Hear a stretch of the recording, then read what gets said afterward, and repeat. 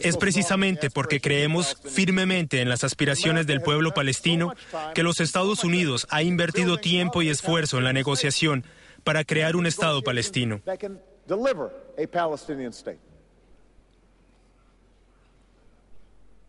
Pero entiendan también que el compromiso de Estados Unidos para garantizar la seguridad de Israel es inquebrantable. Nuestra amistad con Israel es profunda y duradera, y creemos que cualquier paz sostenible debe reconocer las preocupaciones reales de seguridad que enfrenta Israel cada día.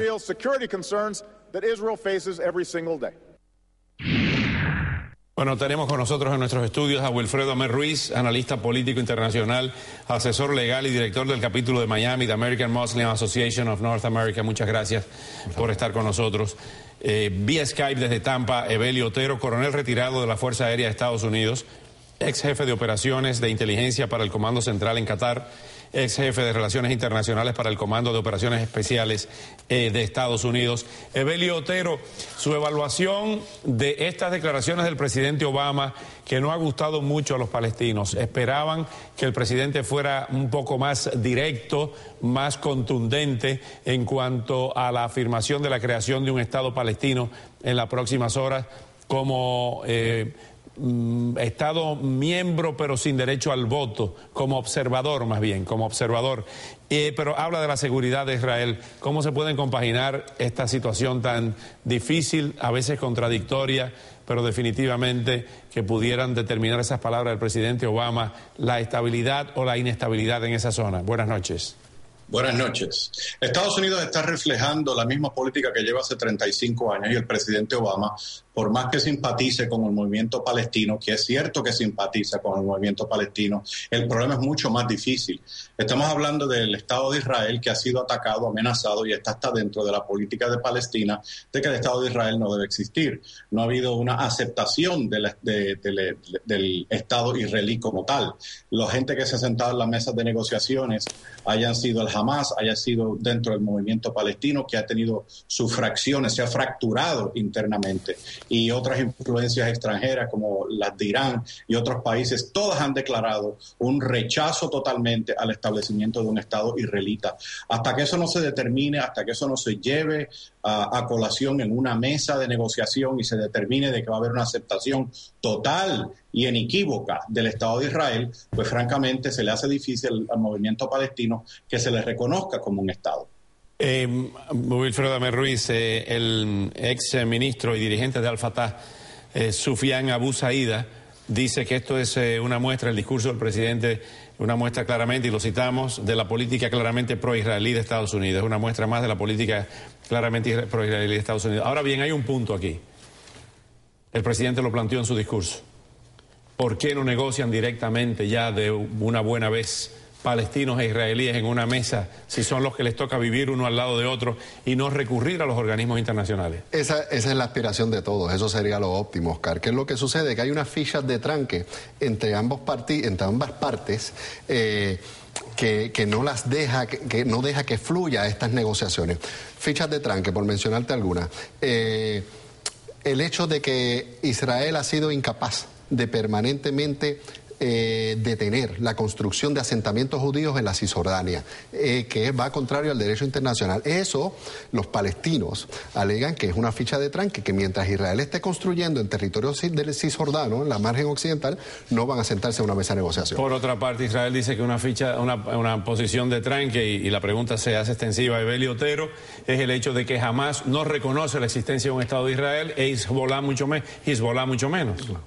Claro, y lo que sucede precisamente, Oscar, es que ahora podemos preguntarnos qué viene primero, el huevo o la gallina. Unas autoridades no reconocidas como Estado, ¿quiénes son para reconocer un Estado? O sea, pedirle a alguien que no es un Estado, reconóceme.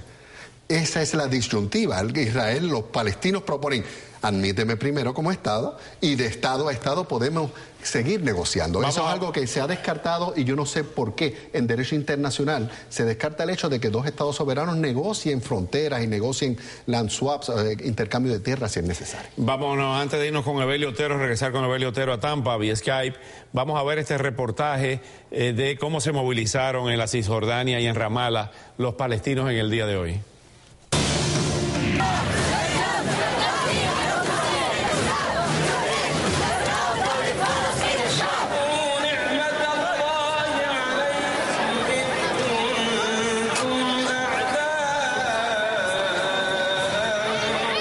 unos 15.000 palestinos marcharon hoy en la ciudad de Ramallah, Cisjordania, en apoyo a la demanda de una Palestina independiente en las Naciones Unidas.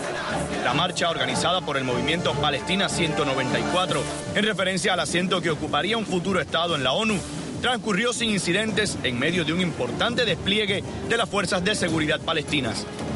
El desfile partió de la plaza Yasser Arafat, muy cerca de la tumba del antiguo líder palestino, y fue seguida por miles de funcionarios públicos, estudiantes universitarios y niños a quienes el gobierno otorgó medio día libre para asistir a la marcha.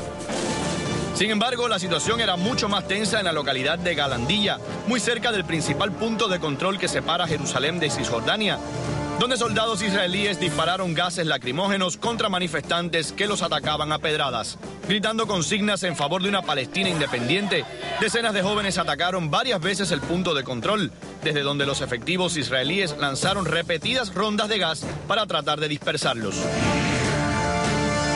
Evelio Otero, cuando vemos ya este inicio, tanto en Ramallah como en Cisjordania, ¿se avecina una tercera intifada? La intifada es posible, eso siempre es muy posible. Hay unos elementos emocionales que son muy fuertes, pero tenemos que entender una cosa aquí bien clara de parte de los israelíes. Los israelíes han sido atacados, se les ha declarado guerra en varias ocasiones por los países colindantes a Israel.